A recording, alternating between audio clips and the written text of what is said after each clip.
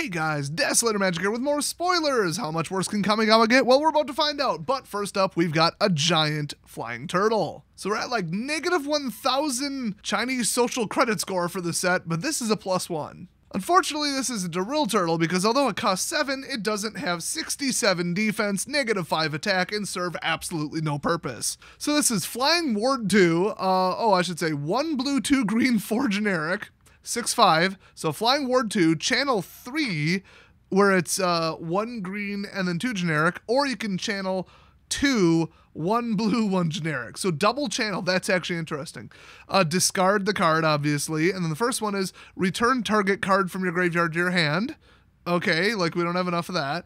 And it's green and they didn't put a limit on the card type, so there's a color pie break. And then the blue one is discard it and then return target creature to its owner's hand because we didn't have enough of that in the game. Luckily, nobody in their right mind is going to play this. Next up, March of the Swirling Mist. We have a couple other March cards. I think this set is going to set the record for the most card cycles. And it makes sense, it's mono, but blue +X instant, rare. As an additional cost to cast a spell, you may exile any number of blue cards from your hand, and then this spell is reduced by 2 in total cost, so basically X goes up by 2 for each card exiled this way.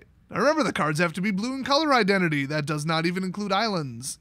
So the effect is up to X target creatures phase out. So you could actually stop a board wipe pretty well with this. Not even stop it, but like make them just blow up their own stuff. But you're going to lose like every card in hand, which is what you would have rebuilt with. So I mean, I guess you're ahead a little bit in that scenario. I don't know. This is kind of interesting. You could save one thing for, 2 mana. It is only target creatures though. You can't save anything else. Next up, the Green Invoke. Ooh, they're just dropping everything on us. Okay, so it's, of course, 5 green +1 generic sorcery and create 2 4/5 green spirit creature tokens. For each of them, put your choice of a vigilance counter, a reach counter, or a trample counter on it. Ooh, that's nice. I like that. I actually love that. It's exactly what you need, but a 4/5 is real mid-range. Like, for 5 mana, you get a 4/5. Well, you get 2 of them. But, like, one could have reach and one could have trample. You'd be like, this is the attack one. I'm going to put some equipment on it. And the other one stops the stupid flying vampires.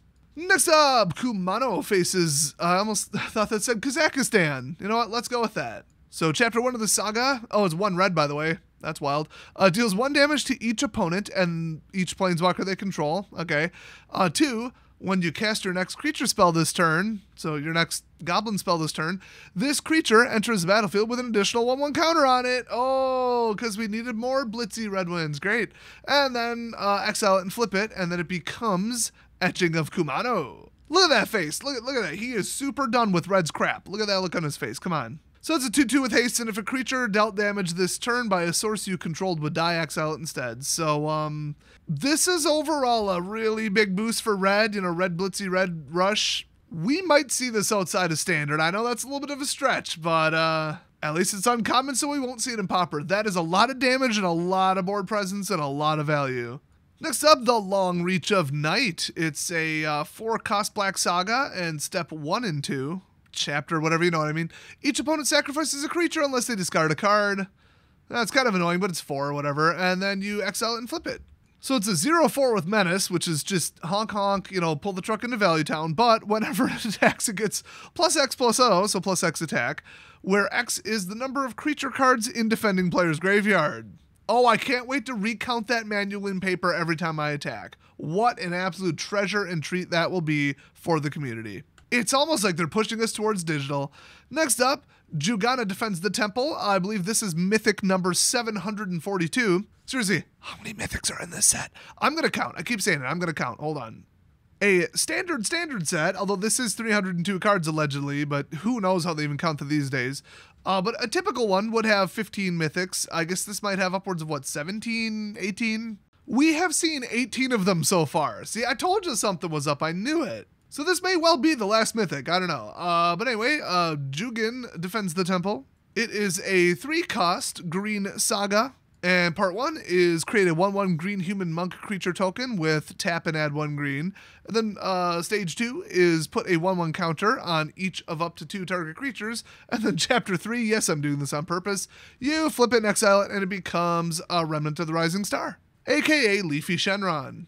So it's a 2/2 flying enchantment creature, dragon spirit, and whenever another creature enters the battlefield under your control, you may pay X. When you do, put X 1/1 counters on that creature. Holy crap. And then, as long as you control 5 or more modified creatures, which you will, Remnant of the Rising Star gets +5/+5 and has trample.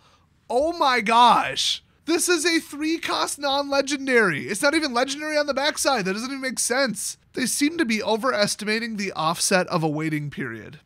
And I think it's going to come back to bite them because a couple of these are really pushing it, and then we've got the artifact count synergy crap. And on the back, this is still an enchantment. Yeah, it's about to get nuts on the power level. Next up, Aiganjo, Seed of the Empire. It's a legendary land. It's the white one. It is channel. Discard it.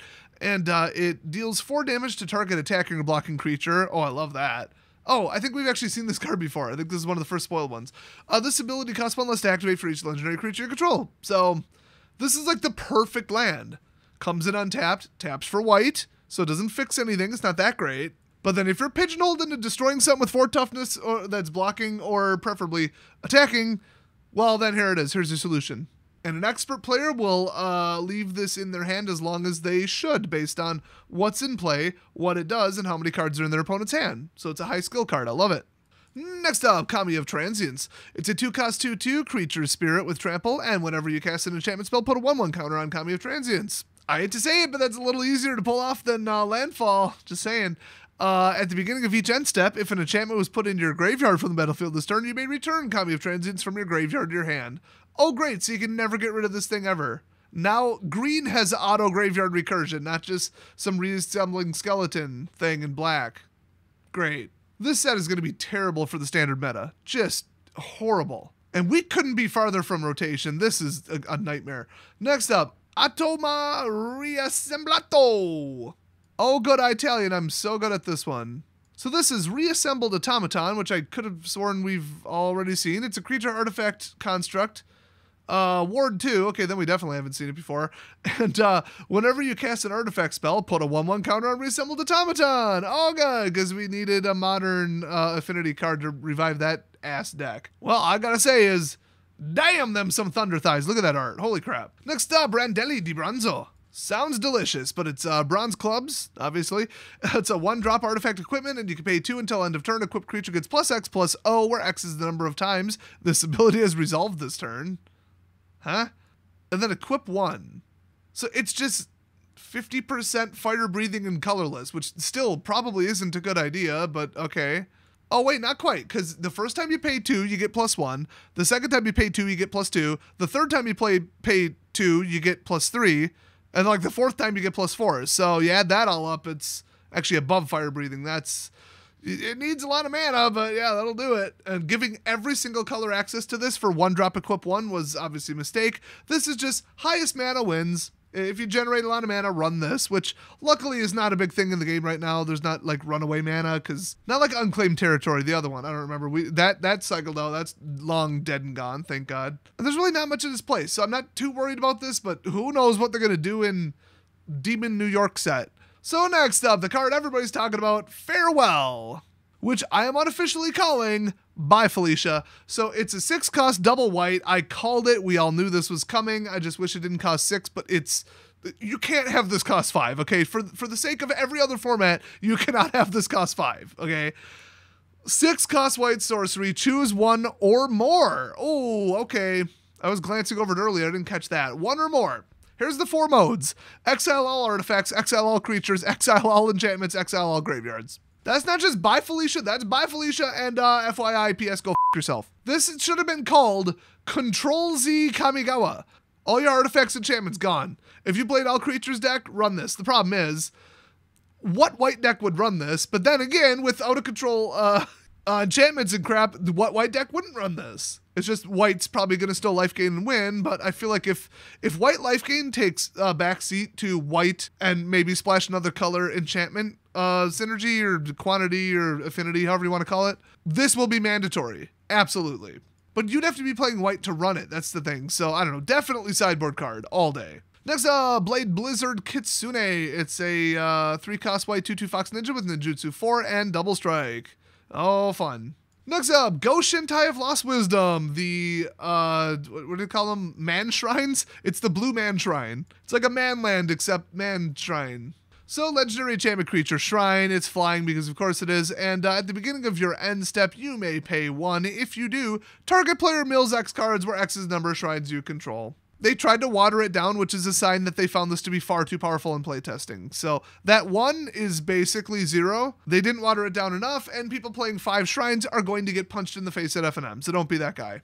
Oh, and prepare to not play Arena until they ban all 5 of them. Next up, Risona Asari Commander. It's a 1 white, 1 red, 1 generic 3 cost human samurai 3/3 with haste. And when she deals combat damage to a player, if it doesn't have an indestructible counter on it, put an indestructible counter on it on this card. And whatever combat damage is dealt to you, remove an indestructible counter from Risona. So you can deal it out, but you can't take it. Boy, isn't that something Wizards would design? Now, this would be an annoying gimmick. Very, very annoying in the equipment deck, though. Next up, Dockside Chef. Somebody needs to call the Ghostbusters. It's a 1-drop 1/2 enchantment creature human citizen in black, which just, okay, 2 toughness in black, 4/1, and it's an enchantment. Could you push it anymore? Then if you pay 2, sacrifice an artifact or creature and draw a card. Don't even have to tap them. You can do the whole row. So red kidnap and sack is going to be a thing again, which, you know, they banned Cat Cauldron just in time for nobody to give a shit because it rotated. But I never want to see that archetype in the game ever again, and neither do you. They banned it for a damn good reason. Next up, Flame Discharge. It's 1 red plus X instant and it deals X damage to target creature or planeswalker. If you controlled a modified creature as you cast a spell, it deals X plus 2 damage.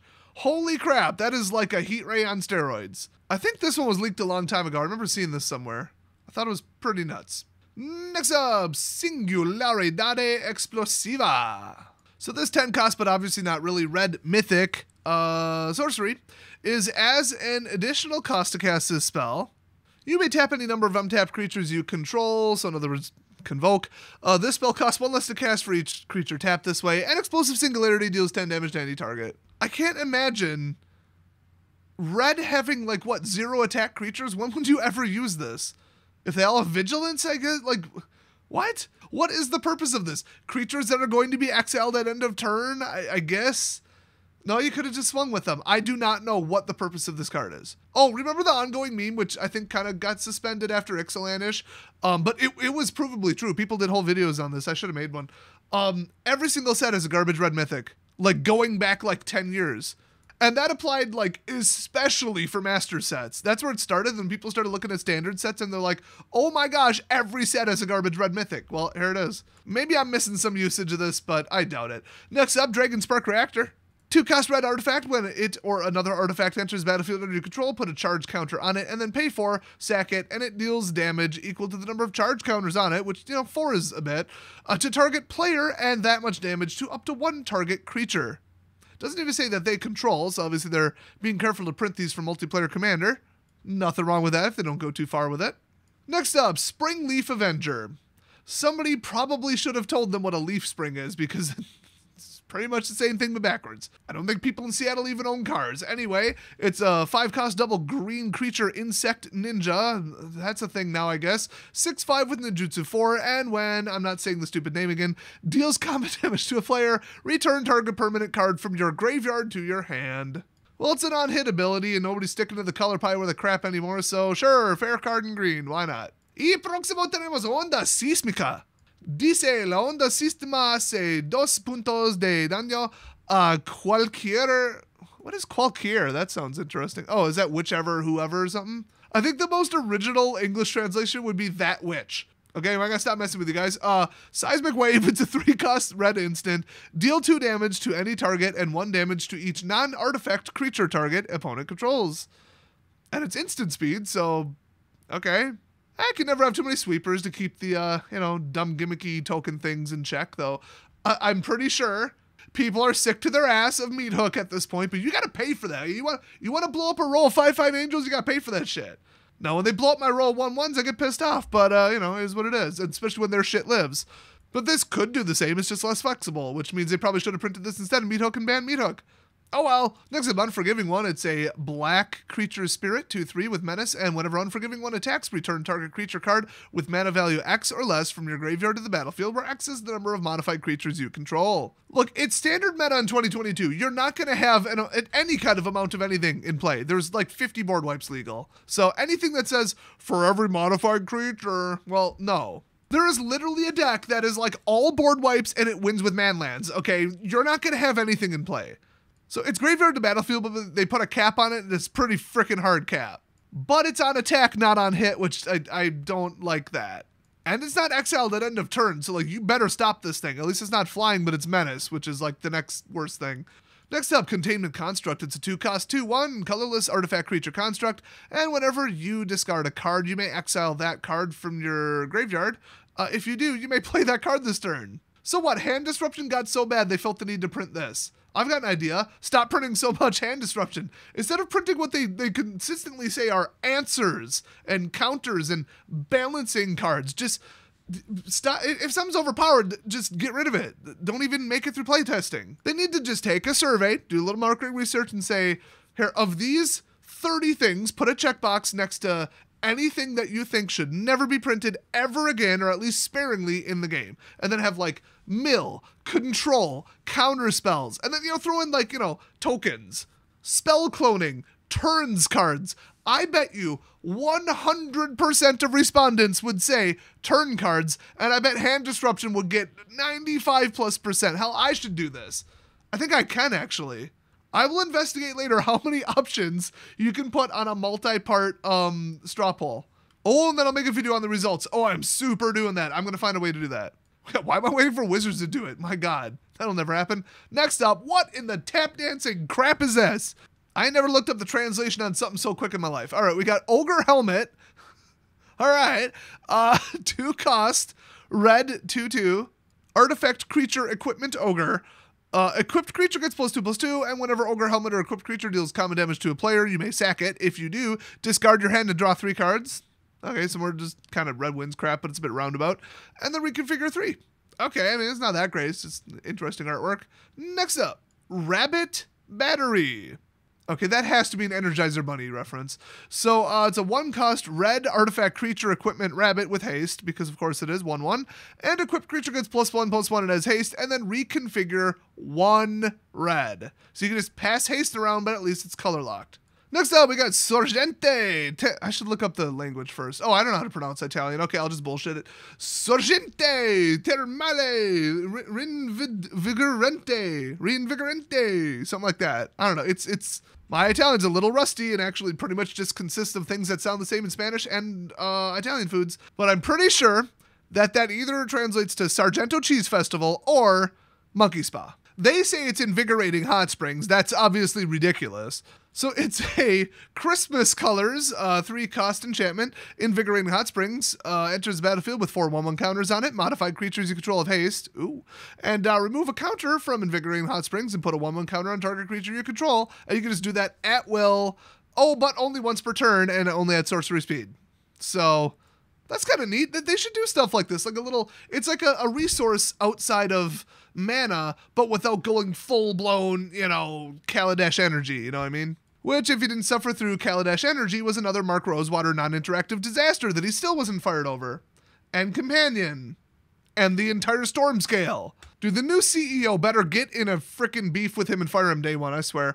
Anyway, next up we got Dokuchi Silencer. So it's a 2-cost black 2/1 ninja, ninjutsu 2, and whenever it deals common damage to a player, flip the table over before your opponent even does, because they're about to do it anyway, because you're playing ninjutsu because you're an asshole. And also, you may discard a creature card. If you do, destroy target creature or planeswalker that opponent controls.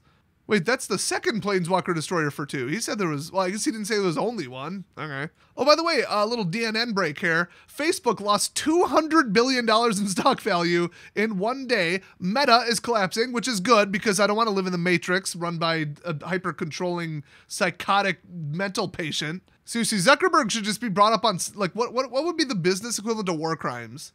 Crimes against humanity. Of course, obviously. So, yeah, you deserve it. Hope a lot of it was your personal wealth, you absolute scumbag and bane on human society. This video has been sponsored by anything other than Facebook. Send carrier pigeons to each other. I don't give a shit. Although, if you are still on Facebook, tell your folks I says hi. So next up, we got Aganjo Zuckerberg. Just kidding, it's Exemplar. Haha, the opposite. It's a 2/1 for 2 white enchantment creature, human samurai, and whenever a samurai or warrior you control attacks alone, it gets +1/+1 until end of turn. That's one of the weaker attack alone things. But whatever, I mean, it's a common. Most of the commons are for draft. Next up, Aki Ronin. And 1/3 for 2. Yeah, that explains why you're a Ronin. Talentless hack. And whenever a samurai or warrior you control attacks alone, you may discard a card. If you do, draw a card. Okay, that's actually pretty useful. And it's a 1/3, makes sense. It's just, I'm making fun of him because everybody's like, Ronins are so cool.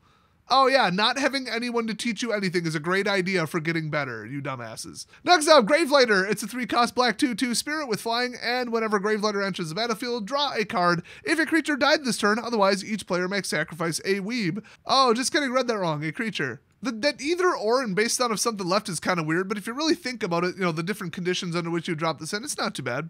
Next up, we've got a special for you guys, Roadside Reliquary. Do you wish that honoring your deity of choice at a holy site was more like fast food? Well, welcome to the McDonald's meets motels version of reliquaries. Located conveniently on the corner of Highway 72 and County Road AAA. Or as my GPS likes to say, County Road, So anyway, it's a land, it's a non-legendary uncommon, and if you tap it, taps for 1 colorless, then you can pay 2, sack it, and draw a card. If you control an artifact, draw a card, another card, I guess, if you control an enchantment. So independently checked, which means they probably should have been separate paragraphs, but okay. Kinda neat, but with it being colorless and all the fixing, I don't know if anybody's really gonna go for this. I would grab this all day in a draft, though, so watch for this. Next up, Raiju Fulminant. So this is the Thundering Raiju. It's a double red, 4-cost 3/3 spirit. Well, in English it would be Celerity, I guess, but haste.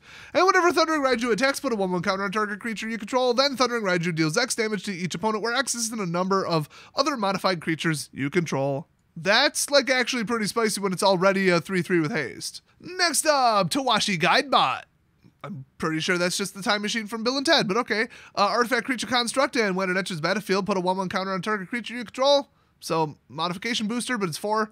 And if you pay 4 and tap and draw a card, this ability costs 1 less to activate for each modified creature you control. So, it could get down to 0. Holy crap.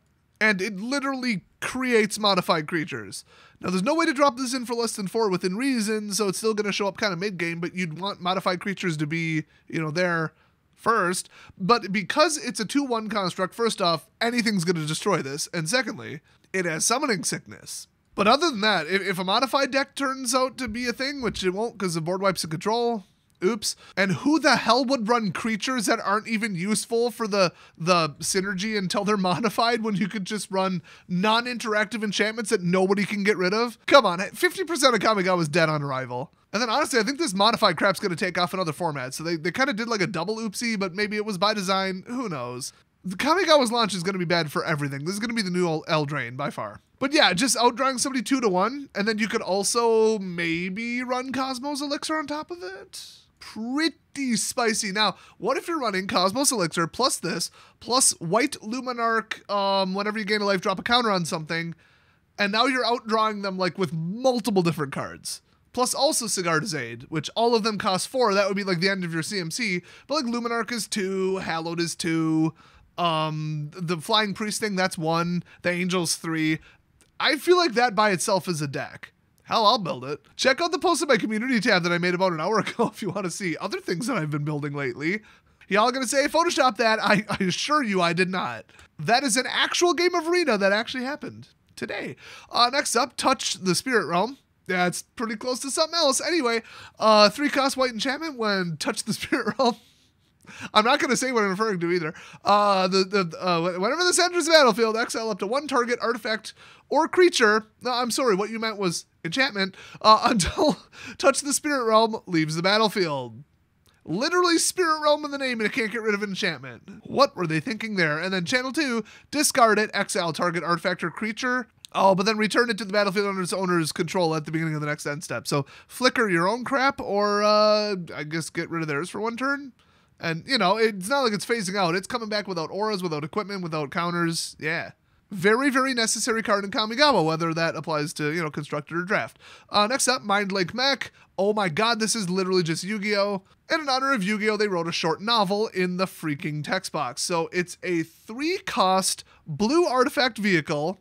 This is going straight into the deck I built yesterday, and it's a 4/3, so, I mean, yeah, it's a vehicle, that's the downside, but you don't commonly see blue anything with attack power above its CMC. That's just like a hard rule in the game. They've only violated it twice. This is not the third time because the downside is it's a vehicle that can't attack until you crew it. But it's flying, and whenever this card becomes crewed for the first time each turn, until end of turn, it becomes a copy of target non-legendary creature that crewed it this turn, except it's a 4/3 and it's a vehicle artifact in addition to its other types, and it has flying. That doesn't leave much. I mean, it might pick up some keywords or some, abilities or on-hit abilities or I don't know, but definitely neat card. You can do some wacky stuff with this. And that is it for today's spoilers. So really nothing tragically broken, but yesterday's spoilers were so bad. This whole thing's already a complete and utter write-off. I mean, enchantments are going to run the entire game. People are already winning in Mythic and Tier 1 Diamond, all that crap with, existing class-only white-green decks with a little bit of life gain. If you go full-blown, not even just shrines. Leave shrines alone, okay? People are going to build 5 shrines, get over it, cool, great. But just the win with enchantments ones already, dude, like, for real. It's going to be completely insane. People are going to have to mainboard like 8 enchantment removals just to play the game. And there aren't enough of them in the game right now, and there aren't enough of them in Kamigawa, so what are they going to do? Ban 15 enchantments and just hope that does it? I mean, there's no digging your way out of this when the entire point of the set is enchantments. They really should have seen this coming. Well, we'll see how bad it gets. I'll see you guys next video.